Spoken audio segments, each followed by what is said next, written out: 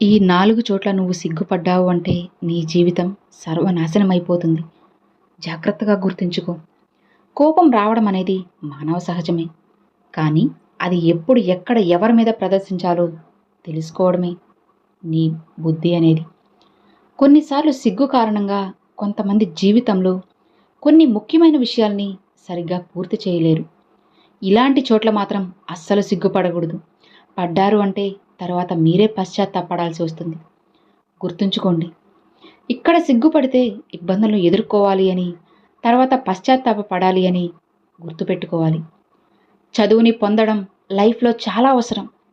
ప్రతి వ్యక్తిలో ఏదో ఒక నైపుణ్యం ఉంటుంది. ఎదుటి వ్యక్తితో పోల్చుకుంటూ వాళ్ళకంటే మీరు తక్కువ అనుకుంటే చదువుకునే అవకాశం లేకుండా పోతుంది. చదువు ఎక్కడ ఎలా అభ్యసించినా కూడా అస్సలు సిగ్గుపడకూడదు. తరువాత మీకే అవకాశాలు లేక పశ్చాత్తాపపడాల్సి వస్తుంది. ఆహార విషయంలో కూడా అస్సలు సిగ్గుపడకండి. ఆహారం తినకుండా ఉంటే మిమ్మల్ని మీరు ఇబ్బంది పెట్టుకున్నట్లే. ఎందుకంటే ఆకలితో ఉన్న వ్యక్తి తనపై తాను తక్కువ నియంత్రణ కలిగి ఉంటారు. ఆకలిని చంపుకోకుండా సంపూర్ణంగా భోజనం చేయాలి. చాలాసార్లు జీవితంలో సిగ్గుపడడం వలన చెప్పాలి అని అనుకున్న విషయాలను చెప్పలేకపోతారు. తరువాత సమయం దాటిపోతుంది. అప్పుడు కూడా పశ్చాత్తాపపడాల్సి వస్తుంది. డబ్బు విషయంలో కూడా అస్సలు సిగ్గుపడకండి. డబ్బు అనేది ఒక్కరికి ఎప్పుడూ ఉపయోగపడే వస్తువే. కాబట్టి ఎవరైనా మీ దగ్గర డబ్బు అప్పుగా తీసుకుంటే అడగడానికి అస్సలు మొహమాట పడద్దు. అస్సలు సిగ్గుపడకండి. అర్థమైంది కదా? జాగ్రత్తగా గుర్తుంచుకోండి. శాంతంగా ఉన్నవారే జీవితంలో ఏదైనా సాధించగలరు అని మీరు తెలుసుకోవాలి. ఒక్కటి చెబుతాను వినండి. ఈ లోకంలో నువ్వు ద్వేషించినా సరే నిన్ను ప్రేమించే వాళ్ళు ఉన్నారు అంటే అది కేవలం అమ్మ మాత్రమే అని నువ్వు గుర్తుపెట్టుకోవాలి. ఈ సృష్టిలో దుర్మార్గులైన పిల్లలు ఉండవచ్చేమో కానీ దుర్మార్గురాలైన తల్లి మాత్రం అస్సలు ఎక్కడా ఉండదు. నువ్వు ఈ సృష్టి మొత్తం ఎతికినా సరే నీకు శూన్యమే కనిపిస్తుంది. అర్థమైందా? అసలు చెప్పాలి అంటే మాతృత్వం కూడా ఓ ఉద్యోగం అయితే ఈ ప్రపంచంలో అత్యధిక జీతం అమ్మకే ఇవ్వాలి. నిజమే కదా? ఎప్పుడు కూడా గతాన్ని తలచడం అనేది మానుకు. భవిష్యత్తు గురించి అస్సలు కలలు కనకు. ప్రస్తుతంపై మనసు లగ్నం చేయి. అప్పుడు నువ్వు సంతోషంగా నీ జీవితాన్ని సాధించగలవు. అర్థమైందా? ఎప్పుడు కూడా ధైర్యంగా ఉండు. నీ మనసుని నీలోనే ఉంచుకో. ఆత్మవిశ్వాసాన్ని పెంచుకో. నీకు అన్నీ వాటంతట అవే నీకు అర్థమవుతాయి.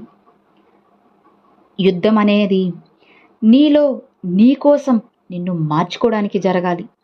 అప్పుడే కదా దాని ఫలితం అనేది ఎంతో అద్భుతంగా ఉంటుంది.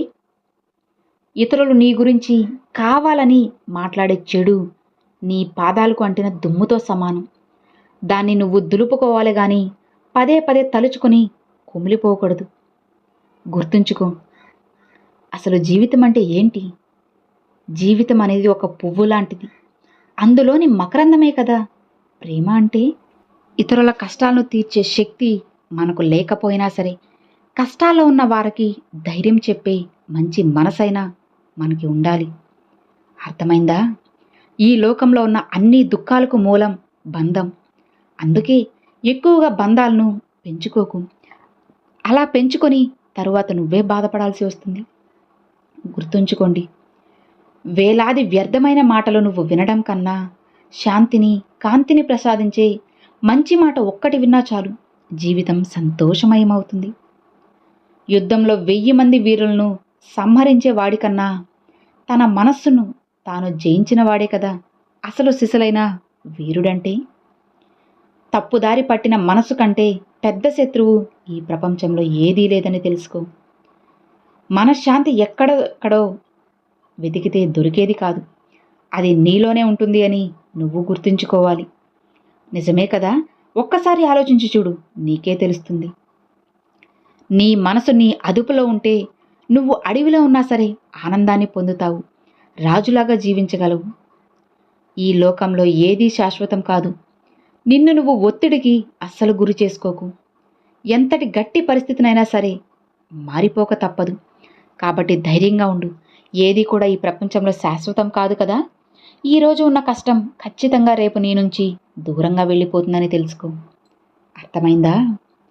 బంధం పేరుతో బాధ పెట్టే వారిని, స్నేహం పేరుతో చెడగొట్టే వారిని జీవితంలో నువ్వు ఎంత దూరం పెడితే అంత మంచిది. వాళ్ళు ఏదో అనుకుంటారు, వీళ్ళేదో అనుకుంటారు అని నిన్ను నువ్వు బాధ పెట్టుకుంటే ఎలా? నీ జీవితాన్ని నువ్వు నాశనం చేసుకుంటే ఎలా? కాబట్టి వాళ్ళేదో అనుకుంటారు, వీళ్ళేదో అనుకుంటారని కాదు, నువ్వేమనుకుంటున్నావు అనేది ఆలోచించు. నీ మనసుకి నీకు ఏది మంచిదో అదే చెయ్యి. అప్పుడే నీ జీవితం సంతోషంగా ఉంటుంది. గుర్తుంచుకో, గతాన్ని తలచడం మానుకు.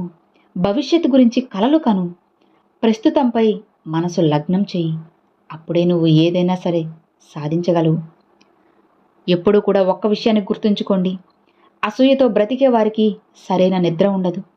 అహంకారంతో బ్రతికే వారికి సరైన మిత్రులు ఉండరు. అలానే అనుమానంతో బ్రతికే వారికి సరైన జీవితమే ఉండదు. నిజమే కదా? ఆలోచించండి, మీకే తెలుస్తుంది. ఒడ్డుకు చేరిన వారి మాటలు ఒకలా ఉంటాయి, నీళ్ళల్లో ఈదేవాడి ఆలోచనలు ఇంకోలా ఉంటాయి. ఎందుకో తెలుసా?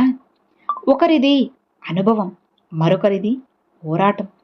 ఒడ్డుకు చేరిన వారు వాళ్ళ అనుభవం ఎలా ఉంటుందో నీతో చెబుతారు. అదే నీళ్ళల్లో ఈదేవాళ్ళు వాళ్ళ పోరాటం ఏంటి అనేది నీకు అర్థమవుతుంది. ఈత వస్తేనే కదా నీళ్ళలో బ్రతకగలం, లేదంటే చనిపోతాం కదా. కానీ ఈ సమాజం మధ్య నువ్వు బ్రతకాలి అంటే ఇంకా ఇంకా ఎన్నో విద్యలు నీకు తెలిసుండాలి. అప్పుడే నువ్వు నీ జీవితాన్ని సంతోషంగా జీవించగలవు. ఈ లోకంలో ఉన్న 2 గొప్ప ఆయుధాలు ఏంటో తెలుసా? మౌనం, నవ్వు. ఈ 2 చాలా గొప్పవి. నవ్వు సమస్యలను సులువుగా దాటేలా చేస్తుంది. అదే మౌనం అసలు సమస్యలే నీ దగ్గరికి రాకుండా చేస్తుంది. చూసారా ఎంత గొప్ప ఆయుధాలో మౌనం, నవ్వు అనేటివి. మనం ఎంచుకునే దారిని బట్టే కదా మన జీవితం అనేది ఆధారపడి ఉంటుంది. మంచి మార్గం ఎంచుకుంటే జీవితం స్వర్గతుల్యం అవుతుంది. అలా కాకుండా చెడు దారిన ప్రయాణిస్తే బ్రతుకు అనేది నరకప్రాయంగా మిగులుతుంది. నిజమే కదా? చులకనగా చూసే బంధాల కోసం ఎప్పుడూ ఆశపడకు. వారు నీ దగ్గరకు వస్తున్నారు అంటే అది నీపైన ఉండే ప్రేమతో కాదు, వారి అవసరం కోసం మాత్రమే అని నువ్వు గుర్తుంచుకోవాలి. ఎప్పుడూ కూడా చెప్పుడు మాటలు విని నోరు జారకూడదు. మీరు విన్నది అన్నది నిజం కాకపోతే ఇప్పటి వరకు మీ మీద ఉన్న మంచితనం, గౌరవం మంచులా కరిగిపోతాయి. ఆ తర్వాత ఎంత బాధపడ్డా సరే మీకు ప్రయోజనమే ఉండదని తెలుసుకోండి. అన్నం పెట్టిన వాడికే కన్నం పెట్టిన రోజులివి. ఏమీ ఆశించకుండా కనీసం ఏరా ఎలా ఉన్నావు అని పలకరించిన వారు కూడా ఎవ్వరూ ఉండరు. అలాంటి మనుషుల మధ్య మనం ఇప్పుడు ఈ ప్రపంచంలో జీవిస్తున్నాం. అర్థమైంది కదా? Thanks for watching friends.